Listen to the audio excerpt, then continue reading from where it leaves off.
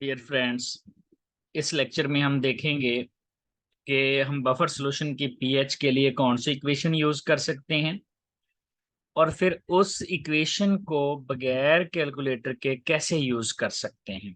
यानी क्या शॉर्टकट है, क्या एक दो चीजें वो ट्रिक्स याद कर लें तो आप इजीली इससे रिलेटेड न्यूमेरिकल सॉल्व कर सकते हैं, एमसीक्यू सॉल्व कर सकते हैं।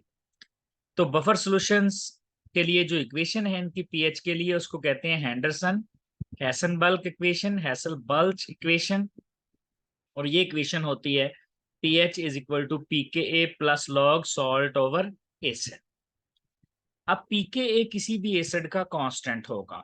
इसका मतलब है जो पीएच होगी बफर की, वो जो सॉल्ट और एसिड की कंसंट्रेशन की रेशियो है, इसका लॉग है, इस पे डिपेंड कर रही है। यानी सॉल्ट और एसिड की कंसंट्रेशन पे डिपेंड कर रही है। पीके तो किसी भी एसिड का कांस्टेंट है।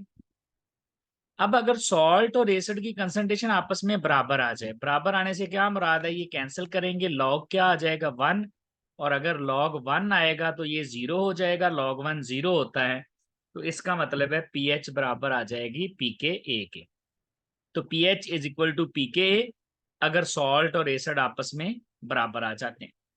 लेकिन अगर सॉल्ट ज्यादा आ जाता है, ये सॉल्ट ज्यादा आ जाएगा यानी एसिड कम होगा, तो देखें सॉल्ट ज्यादा होने से पीएच बढ़ जाती है। सॉल्ट और पीएच का रिलेशन डायरेक्ट है। जितना ज्यादा सॉल्ट होगा, जितना एसिड से सॉल्ट ज्यादा होता जाएगा, पीएच पीके से ज्यादा होती जाएगी। पीके तो चेंज होना नहीं है, वो तो कांस्टेंट है किसी भी एसिड का। पीएच कम ज्यादा हो सकती है। और अगर इसका उलट हो जाए, यानी एसिड ज्यादा हो जाए, आपको पता है एसिड जितना ज्यादा होगा पीएच उतनी ही कम होगी। तो अगर एसिड ज्यादा हो जाए सॉल्ट से तो फिर पीएच कम हो जाएगी। यानी पीएच और एसिड का रिलेशन इनवर्स है, जबकि पीएच और सॉल्ट का रिलेशन डायरेक्ट। अब इसकी कैलकुलेशन के लिए एक दो बातें जो आपने याद रखनी है, वो क्या है। एक तो है कि आपको लॉग का पता होना चाहिए। लॉग अगर वन हो हमारे पास, अगर हमारे पास लॉग वन आ जाए तो ये होता है जीरो। अगर आपके पास लॉग टेन आ जाए तो ये होता है वन। अगर लॉग हंड्रेड आ जाए तो ये आएगा टू। और अगर लॉग थाउजेंड आ जाए तो ये आ जाएगा थ्री। तो एक तो आपने ये लॉग याद रखने हैं। अगर आप ये लॉग की वैल्यू ये सिर्फ इतनी सी याद कर लेंगे तो आप काफी कैलकुलेशन खुद कर पाएंगे। अब आप यहां पर देखें, फॉर एग्जांपल हमारे पास ये सॉल्ट और एसिड की कंसंट्रेशन की रेशियो है। अगर इसमें फर्क 10 का आता है तो साफ जाहिर है फिर पीएच में डिफरेंस वन का आएगा, क्योंकि लॉग 10 कितना है, वन। अगर ये रेशियो 100 की आ जाती है, 10 रेज टू 2, तो पीएच में 2 का चेंज आएगा। अगर ये रेशियो 1000 आ जाती है तो पीएच 3 आएगी।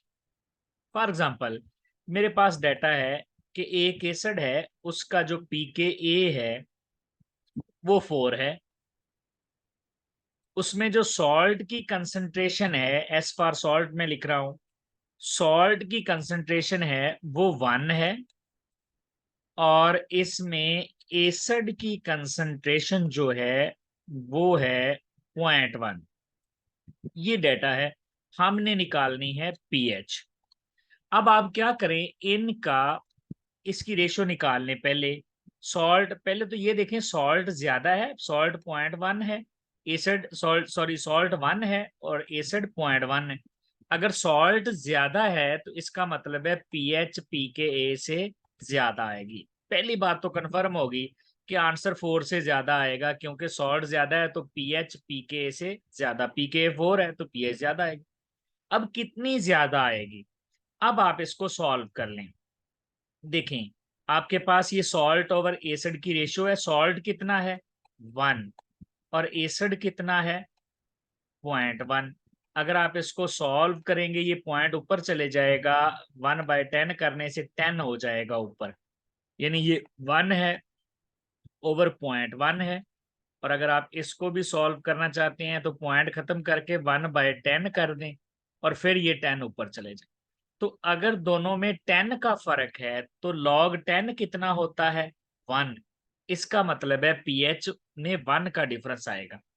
और चूंकि सॉल्ट ज्यादा है तो पीएच ज्यादा आएगी, तो इसका मतलब है इसको अगर हम सॉल्व करें तो यहाँ पर हमारे पास पीएच 4 से बढ़कर 5 हो जाएगी। इसी तरह अगर हमारे पास जो सॉल्ट है, सॉल्ट की कंसंट्रेशन हमारे पास 0.01 है, जबकि एसिड हमारे पास एसिड की कंसंट्रेशन 1 मोलर है। और जो पीके ए है, पीके ए हमारे पास है 5। हमने निकालनी है पीएच। तो अब देखिए, सबसे पहले तो हम देख लेंगे आंसर 5 से बड़ा आएगा या छोटा। देखिए कौन ज्यादा है, सॉल्ट या एसिड? एसिड ज्यादा है, और अगर एसिड ज्यादा हो तो फिर पीएच कम आती है, पीके ज्यादा। पीके कितना है? 5। इसका मतलब पीएच कम आएगी। अब रेशो निकाल लें सॉल्ट ओवर एसिड की। सॉल्ट कितना है? 0.01 ओवर एसिड कितना है? 1। अगर पॉइंट खत्म करें तो ये 1/100 मीन्स ये रेशो जो बन रही है ये 100 आ रही है। और 100 का अगर आप लॉग लेंगे तो ये आ जाएगा 2। इसका मतलब है पीएच में यहाँ नेगेटिव साइन के चक्कर में नहीं जा रहा, क्योंकि नेगेटिव साइन तो मैंने डायरेक्ट देख लिया, पीएच वैसे ही कम होनी है। तो अब 2, इसका मतलब है कि चूंकि एसिड ज्यादा है, एसिड ज्यादा है तो पीएच कम होनी है। कम कितनी होनी है? 2। तो इसका मतलब यहाँ पर पीएच 3 आ जाएगी। यानी आपको नेगेटिव लॉग के चक्कर में नहीं पड़ना। अब 1/100 का मतलब 100 ही है, लेकिन आपने माइनस कर देना है उसको। तो इस तरह से आप हेंडरसन इक्वेशन से किसी भी बफर की पीएच निकाल सकते हैं without calculator. Thank you very much.